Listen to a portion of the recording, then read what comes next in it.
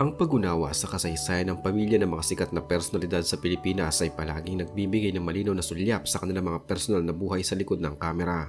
Ang kilalang aktor ng mga pelikulang aksyon na ngayon ay isang mambabata sa Senado ng Pilipinas na si Robin Hood Carino Padilla o mas kilala bilang Robin Padilla ay may makulay na kwento pagdating sa kanyang pamilya. Sa paglipas ng mahabang panahon, siya ay biniyayaan ng 7 anak mula sa 3 magkakaibang ina. Ang kanyang mga anak ay binubuo ni na Camille, Queenie, Kylie, Zerilyn, Ahmad Ali, Maria Isabela at Maria Gabriela. Ang bawat isa sa kanyang mga anak ay pumili ng kanilang landas na tatahakin, kung saan ang ilan ay pumasok sa mundo ng sining, habang ang iba naman ay piniling manirahan sa labas ng bansa upang magtayo ng pribadong buhay na malayo sa ingay ng lokal na industriya ng telebisyon. Si Camille Orosa Garcia ang pinakapanganay na anak ni Robin Padilla na kanyang naging anak sa dating aktres na si Lea Orosa noong panahon ng kanilang kabataan. Si Camille ay pinanganak sa Pilipinas ngunit lumaki at nag-aral sa Estados Unidos kung saan pinili niya ang isang pribadong buhay na malayo sa ingay ng lokal na showbiz. Sa kasalukuyan, si Camille ay naninirahan pa rin sa labas ng bansa at nakapagtapos na kanyang mataas na antas na edukasyon, partikular sa larangan ng agham at medisina. Ayon sa mga ulat ng pamilya, si Camille ay nagsimula na rin sa kanyang sariling pamilya at kasalukuyan ang nag-aalaga ng kanyang sariling anak na si Sophie Orosa Garcia Padilla. Sa kabila ng distansya, pinapanatili niya ang komunikasyon sa kanyang ama at noong taong 2023 ay nagkaroon sila ng pagkakataon na magkasama sa isang bakasyon sa Tokyo Disneyland sa bansang Japan. Si Camille ay nananatiling nakatutok sa kanyang pamilya at karera bilang isang profesional sa Estados Unidos. Si Queenie Padilla na may buong pangalang Queenie Michelle Sicangco Padilla ay ang panganay na anak ni Robin Padilla sa kanyang unang asawa na si Lizelle Sicangco. Si Queenie ay pansamantalang pumasok sa mundo ng pag-arte sa Pilipinas noong kanyang kabataan ngunit nagpa siya ring iwanan ng industriya upang yakapin ng buo ang relihiyong Islam, kung saan ginamit niya ang pangalang Kadiha. Sa kasalukuyang panahon, si Queenie ay naging laman ng mga balita matapos niyang kumpirmahin noong Hulyo 2, 2026 na opisyal na silang nagdiborsyo ng kanyang asawang Pakistani na si Osama Mir.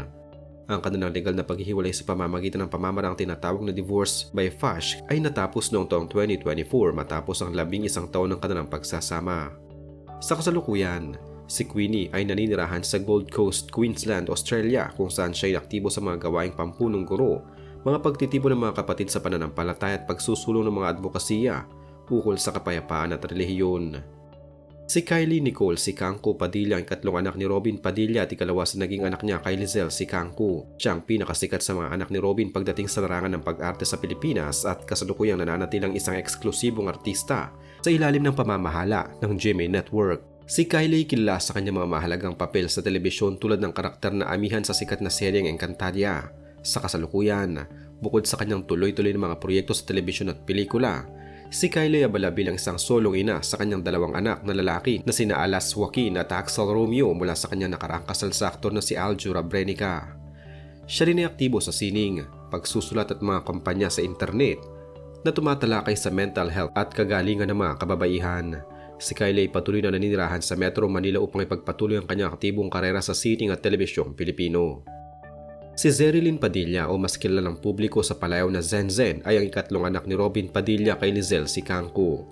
Katulad ng kanyang ibang mga kapatid, pinili ni Zenzen na manirahan sa bansang Australia kasama ang kanyang ina. Noong Hunyo 16, 2019, nakamit niya ang isang mahalagang tagumpay na makapagtapos siya sa kanyang kurso na Bachelor of Arts Major in Filmmaking sa Bond University, isang kilalang universidad sa Gold Coast, Queensland, Australia. Ang kanyang pagtatapos ay dinaluhan mismo ng kanyang mga magulang na sina Robin at Lizelle. Sa kasalukuyan, si Zenzen ay nagtatrabaho sa likod ng kamera sa industriya ng pelikula at produksyon sa Australia, gamit ang kanyang kalaman sa direksyon at sining ng sine. Paminsan-minsan ay bumibisita rin siya sa Pilipinas kung saan nakikita siya na sumusuporta sa kanyang pamilya sa mga pribadong pagtitipon.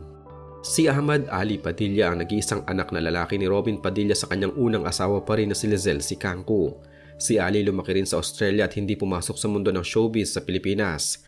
Noong 17 Nobyembre 2019, sa edad na 18, si Ali ay opisyal nang ikinasal sa kanyang kasintahan na si Hannah sa isang simpleng seremonyang pampamilya na ginanap sa Queensland, Australia. Ang kasalang ito ay dinaluhan ng kanyang ina at ng kanyang mga kapatid na babae, bagamat hindi nakapunta ang kanyang ama dahil sa mga isyu ng dokumento ng paglalakbay. Sa kasalukuyan, si Ali naninirahan pa rin sa Australia at nakatutok sa kanyang pribadong buhay bilang isang may asawa. Siya ay nagtatrabaho sa isang lokal na industriya doon at pinipiling lumuyo sa atensyon ng media. bagamat nananatili siya may malapit na ugnayan sa kanyang mga magulang at kapatid kapag nagkakaroon ng mga pagkakataon para sa pamilya. Si Maria Isabela Padilla ang unang anak ni Robin Padilla sa kanyang kasalukuyang asawa na si Mariel Rodriguez Padilla. Si Isabela ay pinanganak noong 14 ng Nobyembre 2016 sa Estados Unidos. Dahil dito, siya ay may hawak na pagkamamamayang Amerikano tulad ng kanyang ina na lumipad patungong Amerika para sa kanyang panganganak. Sa kasalukuyan, si Isabela ay 9 na taong gulang na at kasalukuyang nag-aaral sa isang pribadong paaralan sa Pilipinas.